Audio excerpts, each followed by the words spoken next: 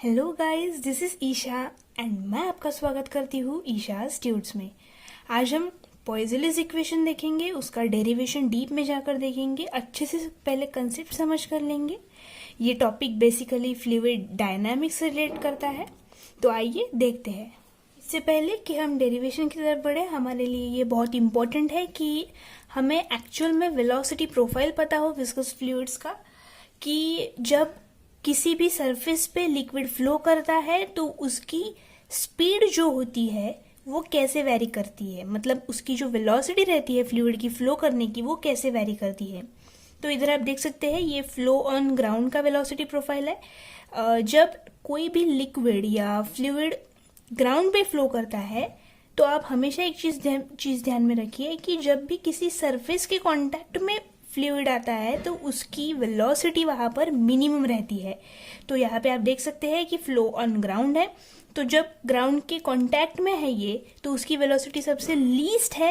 And जैसे जैसे हम ग्राउंड से ऊपर जाते हैं वैसे वैसे इसकी वेलोसिटी बढ़ते जाती है एंड ये मैक्सिमम यहाँ पे हो रही है, आप देख सकते हो।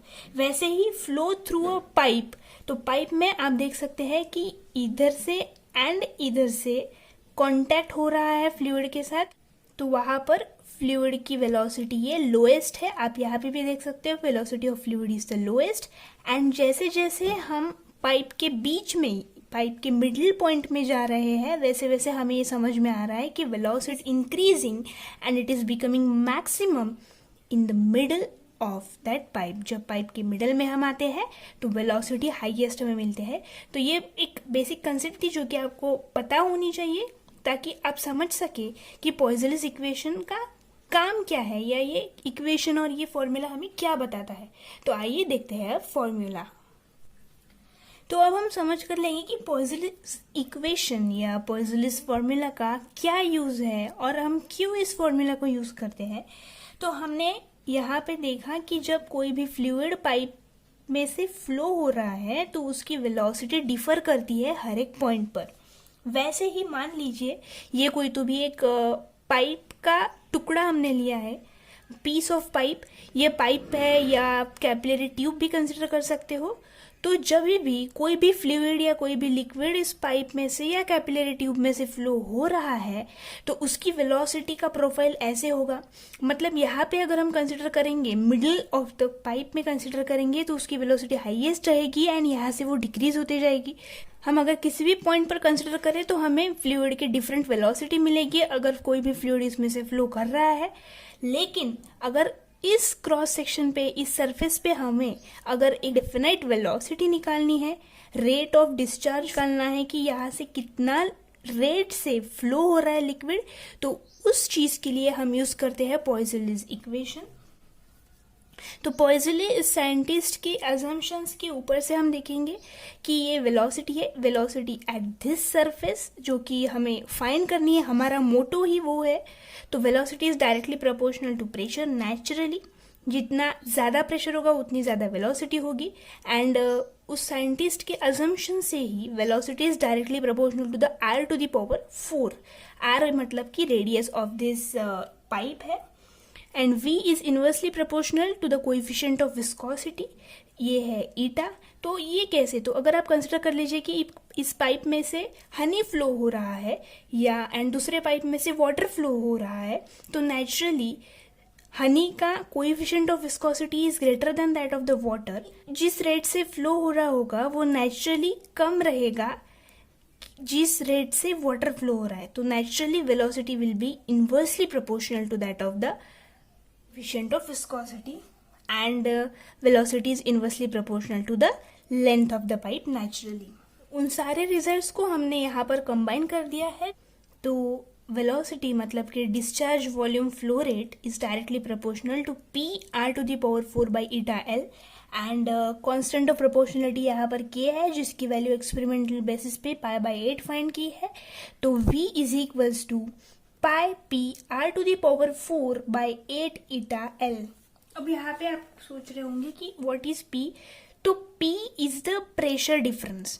अगर इस सरफेस पे P1 प्रेशर है, इस सरफेस पे P2 प्रेशर है, तो इनका जो डिफरेंस रहेगा P1 माइनस P2 वो होगा ये P प्रेशर डिफरेंस।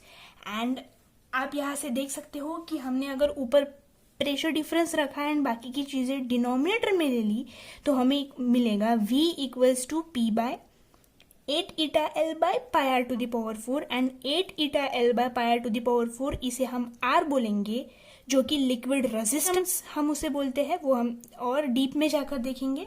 तो आपके लिए ये फॉर्मूला ध्यान में रखना इजी हो जाएगा अगर आप इस वे में ध्यान में रखोगे। V equals to P by R where R is 8 eta L by pi R to the power 4। इस फॉर्मूला में हमने कुछ इंपॉर्टेंट टर्म्स डिफाइन किए हैं, वो हम देखते हैं। Here V is the discharge volume flow rate in metre cube per second. Naturally इस वॉल्यूम से किस रेट से वाटर फ्लो हो रहा है या फ्लूइड फ्लो हो रहा है उसका rate V। P is the pressure difference newton पर metre square. R is the radius of pipe in meters. L is the length of pipe in meters. Eta is the coefficient of viscosity and capital R is the liquid resistance. That is, these are V equals to P by R where R is equals to 8 eta L by pi r to the power 4. वैसे ही हम दो cases देखेंगे कि जब different pipes parallel में and series में combine किए हो तो फॉर्मूला कैसे डिफर होता है वो हम देखेंगे। तो ठीक है, ये केस हो गई कि जब सिंगल पाइप है जिसकी एंड L है एंड रेडियस R है, स्मॉल r, एंड उसमें से कोई फ्लूइड फ्लो हो रहा है। लेकिन जैसे सर्किट कॉम्बिनेशंस में रेजिस्टेंसेस सीरीज एंड पैरेलल में कनेक्टेड होते हैं, वैसे ही हम दो केसेस देखेंगे कि जब डिफरेंट पाइप्स पैरेलल में एंड सीरीज में कंबाइन किए हो तो फॉर्मूला कैसे डिफर होता है वो हम देखेंगे। पहले हम सीरीज कॉम्बिनेशन का देखेंगे। आप यहाँ पे डायग्राम के ऊपर से देख सकते हो कि दो पाइप्स या कैपिलरी ट्यूब्स हमने सीरीज में कनेक्ट की है। इसकी लेंथ L1 है, इसकी R1 रेडियस, L2 R2। हम एक चीज लॉजिकली बता सकते हैं कि जिस रेट से इस पाइप में से फ्लूइड बाहर फ्लो होगा उसी सेम रेट से इस पाइप में से फ्लूइड चार्ज होगा। तो naturally V1 equals to V2 equals to V consider कर लेते हैं हम, क्योंकि V1 रेट कंसिडर करते हैं जो कि लिक्विड इस पाइप से बाहर आ रहा है एंड V2 वो रेट है जो कि लिक्विड इस पाइप से बाहर आ रहा है। तो नेचुरली वो इक्वल होंगे, ये सीरीज कॉम्बिनेशन है। एंड प्रेशर डिफरेंस डिफरेंट रहेगा, यहाँ पर आप समझ सकते हो। तो P equals to P1 plus P2 रहेगा ये। तो हमने अगर ये वैल्यूज फॉर्मूला में डाल दी तो P equals to P1 plus P2, तो हमें P पता है V into 8 eta L by pi R to the power 4 होता है। तो P1 हो गया V1 into 8 into eta into L1 by pi R 1 to the power 4। वैसे ही P2 हो गया V2 into 8 eta L2 by pi R 2 to the power 4।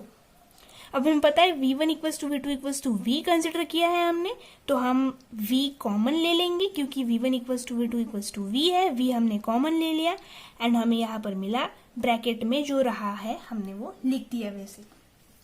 फिर हमने V डिनोमिनेटर में लेफ्ट हैंड साइड में ले लिया एंड हमें पता है P by V is R। हमने प्रीवियस फॉर्मूला में ही देखा था V equals to P by R, तो naturally R equals to P by V and हमें ये वैल्यूज यहाँ पर मिल गई। अब हमें पता है कि कैपिटल R मतलब 8 eta L by pi R to the power 4 होता है। तो 8 eta L1 by pi R 1 to the power 4 ये R1 होगा एंड ये R2 होगा, capital R1 plus capital R2। And naturally हम इस पाइप के लिए हमने प्रेशर P कंसिडर किया है एंड रेट V कंसिडर किया है, तो हमें इस पूरे कॉम्बिनेशन का इफेक्टिव यहाँ पर मिलेगा। तो R effective is equals to R1 plus R2। आप इसको बिल्कुल सर्किट कॉम्बिनेशन से रिलेट कर सकते हो, जहाँ की अगर रेजिस्टेंस सीरीज में कनेक्ट किए हो तो हमें R इक्विवेलेंट या R effective R1 plus R2 मिलता है। आप उससे रिलेट कर भी इसे ध्यान में रख सकते हो। अब हम देखते हैं पैरेलल कॉम्बिनेशन का। यहाँ पर आपको एक सजेशन दूंगी, अगर आपको सीरीज का अच्छे से समझ में आया हो तो पैरेलल का पहले आप खुद से कर देखिए, अगर आपसे नहीं होता है तो फिर ये डेरिवेशन देखिए। तो हमने यहाँ पर दो पाइप्स जैसे यहाँ पर सीरीज में कंबाइन किए थे वैसे यहाँ पर हमने पैरेलल में कंबाइन किए। L1 R1 L2 R2 हमने कंसिडर किया। हम लॉजिकली ये चीज़ बता सकते हैं कि अगर हमने P1 इसका कंसिडर किया एंड P2 इसका कंसिडर किया, जिस प्रेशर से लिक्विड एंटर हो रहा है या जिस भी प्रेशर से लिक्विड एग्जिट हो रहा है इन दोनों पाइप्स में से, वो प्रेशर सेम रहेगा, यहाँ से जो एंटर हो रहा है यहाँ से जो एंटर हो रहा है। तो naturally P1 equals to P2 equals to P मतलब फर्स्ट पाइप का एंड सेकेंड पाइप का वो प्रेशर सेम रहेगा, लेकिन जिस रेट से वो एग्जिट हो रहा है, डिस्चार्ज फ्लो रेट जो है दोनों भी पाइप में से वो सेम नहीं होगा। वो फाइंड करने के लिए हम V equals to V1 plus V2 का यूज करेंगे। तो फॉर्मूला में हम डालते हैं, हमें पता है V की value P pi R to the power 4 by 8 eta L होती है। तो V1 के लिए नेचुरली ये P1 हो जाएगा, ये R1 एंड ये L1 हो जाएगा। वैसे ही V2 के लिए ये R2, ये L2 हो जाएगा एंड ये P2 है। एंड हमें पता है P1 equals to P2 equals to P ले लिया है हमने, क्योंकि P इक्वल है तो P हम यहाँ से कॉमन ले लेते हैं। तो V equals to P in bracket ये दो टर्म्स हमें बची हुई मिली, that is pi R1 to the power 4 by 8 eta L1 plus pi R2 to the power 4 by 8 eta L2। हमने अब P लेफ्ट हैंड साइड में डिनोमिनेटर में ले लिया। V by P equals to pi R1 to the power 4 by 8 eta L1 plus pi R2 to the power 4 by 8 eta L2। अब हमें पता है कि V by P is equals to 1 by R होता है, क्योंकि हमने यहाँ पे देखा P बाई V ये R होता है, तो नेचुरली V बाई P ये 1 बाय R होगा। अब यहाँ पे R1 L1 है तो नेचुरली ये 1 बाय R1 होगा एंड R2 L2 है तो 1 बाय R2, क्योंकि 8 ईटा L बाय पाई R ये R होता है, तो नेचुरली इसका रेसिप्रोकल कर लिया तो 1 by R1 and 1 by R2 हो गया ये, तो 1 बाय R इफेक्टिव। अब देखिए इस पूरे कॉम्बिनेशन का velocity, discharge flow rate and P pressure, ये हमने V एंड P कंसिडर किया है, तो 1 बाय R इफेक्टिव होगा। तो जैसे ही पैरेलल कॉम्बिनेशन या सर्किट कॉम्बिनेशन के पैरेलल में हमने जैसे देखा है कि 1 by R equivalent equals to 1 by R1 plus 1 by R2, वैसे ही हमें यहाँ पर मिल रहा है 1 by R effective equals to 1 by R1 plus 1 by R2। I hope आपको ये अच्छे से समझ में आया होगा। तो अगर आपको ये वीडियो अच्छा लगा तो प्लीज़ डू लाइक, एंड अगर आप इस चैनल पर नए हैं तो please do subscribe my channel. Thank you, thanks for watching.